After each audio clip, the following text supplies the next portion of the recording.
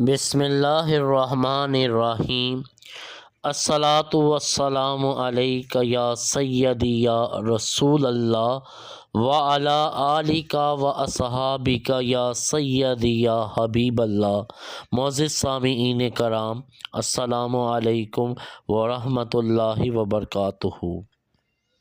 محترمہ جناب ڈاکٹر انیلا دستی صاحبہ نے اس دور میں نبی کریم صلی اللہ علیہ وآلہ وسلم کے حکم پہ جو کتاب تحریر کی ہے، اس کا نام سکرین پہ تھمبنیل میں دیا جا رہا ہے، برکات درود و سلام اور زیارت رسول پاک صلی اللہ علیہ وآلہ وسلم۔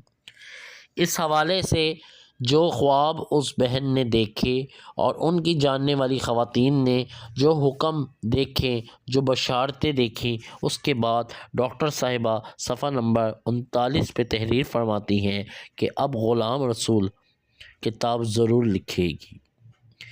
اس واقعہ کے بعد ڈاکٹر صاحبہ تحریر کرتی ہیں کہ ان تمام خواب سننے کے بعد، ان واقعات کے بعد میں سوچنے لگی کہ جیسا کہ میرے پیارے آقا جانے جانا صلی اللہ علیہ وآلہ وسلم کا حکم ہے کہ کتاب لکھنی ہے، تو بس مجھ غلام رسول کو یہ کتاب ضرور لکھنی ہے۔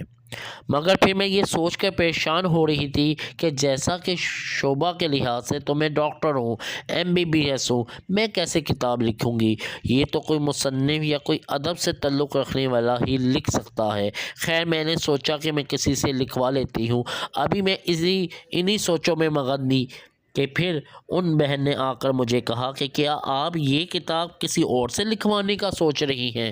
میں نے کہا جی ہاں۔ اس بہن نے کہا ڈاکٹر صاحبہ، یہ کتاب تو صرف اور صرف آپ کو ہی لکھنی ہے، کیوں نہ کہ کل رات میں نے خواب میں دیکھا ہے کہ پیارے آقا جانے جانا صلی اللہ علیہ وآلہ وسلم اور اصحابہ کرام ایک جگہ پر تشریف فرما ہے، اور میرے پیارے حبیب، میرے پیارے آقا مدینے کے والی صلی اللہ علیہ وآلہ وسلم کے رحمت بڑے دستے مبارک میں ایک بہت ہی خوبصورت قلم ہے، اور جو وہ آپ کو عنایت فرماتے ہیں۔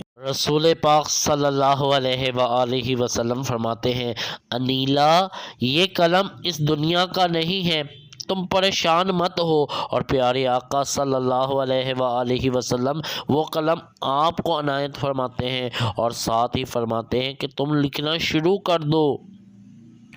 وہ تم نہیں لکھو گی بلکہ ہم تم سے لکھوائیں گے۔ سبحان اللہ، سبحان اللہ۔ بس میں نے یہ خواب سنا تو یقین ہو گیا کہ انشاءاللہ اب میں خود یہ کتاب ضرور لکھوں گی، کیوں نہ کہ قلم تو میرے ہاتھ میں ہوگا، مگر مدد اللہ اور نظر کرم پیارے آقا جانے جانا صلی اللہ علیہ وآلہ وسلم کی ہوگی۔ اور اس وقت بھی میں یہ کتاب لکھ رہی ہوں اور میرے آنکھوں سے آنسو جاری ہیں۔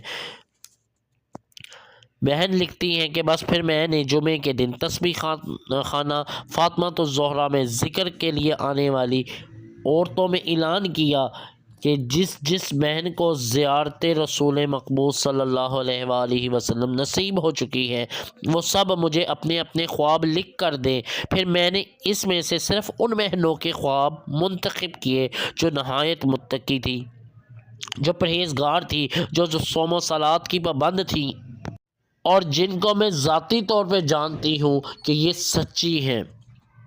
بے شک آج بھی دنیا میں میرے پیارے آقا صلی اللہ علیہ وآلہ وسلم کا حکم چل رہا ہے۔ میرے آقا صلی اللہ علیہ وآلہ وسلم کے غلام اس وقت بھی میرے پیارے پیارے آقا صلی اللہ علیہ وآلہ وسلم کے حکم پر سر تسلیم خم کر رہے ہیں۔